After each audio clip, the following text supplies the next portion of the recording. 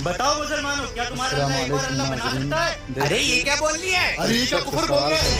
इमाम साहब जल्दी चलिए, एक आदमी आया है, वो सबसे कह रहा है। क्या तुम्हारा अल्लाह एक और अल्लाह बना सकता है? अच्छा चलो, क्या मसला है तुम्हारे साथ? मौलाना साहब, मैं नास्तिक हूँ और किसी भी धर्म को नहीं मानता। अगर तुम लोगों में से किसी ने मेरे इसका सवाल का जवाब दे दिया तो मैं अंदाज उसको में पूरे 1 लाख रुपए दूंगा और इस्लाम भी कबूल करूंगा। तुम आखिर कहना क्या चाहते हो? तुम लोगों की ही कुरान की एक आयत में लिखा है, तो हम इन्ना भी अल्लाह इस अला तरह कुल्ली का शैइन जवाब कदीर। इसका मतलब यह है कि अल्लाह अपनी हर शय पे कुदरत रखता है। बेशक हमारा अल्लाह कुछ भी कर सकता है। तो फिर क्या तुम्हारा अल्लाह एक और अल्लाह बना सकता है? और अगर नहीं बना सकता तो फिर मैं तुम्हारे अल्लाह को नहीं मानता। और अगर बना सकता है तो फिर वादहुल्लाह शरीक कैसा? इसका मतलब यह है कि उसका शरीक और साथी कोई नहीं बन सकता। तो फिर तुम्हारा अल्लाह एक और अल्लाह कैसे बना सकता है? नहीं, हमारा अल्लाह एक नहीं बल्कि अनगिनत अल्लाह बना सकता है। अरे इमाम साहब ये क्या कह रहे हैं आप? हाँ, जब उसके कुल से पूरी कायनात वजूद में आ सकती है तो वो ये भी कर सकता है। लेकिन वो जितने भी अल्लाह बनाएगा वो सब उसकी मखलूक कहलाएंगे, फिर भी खालिक तो वही कहलाएगा।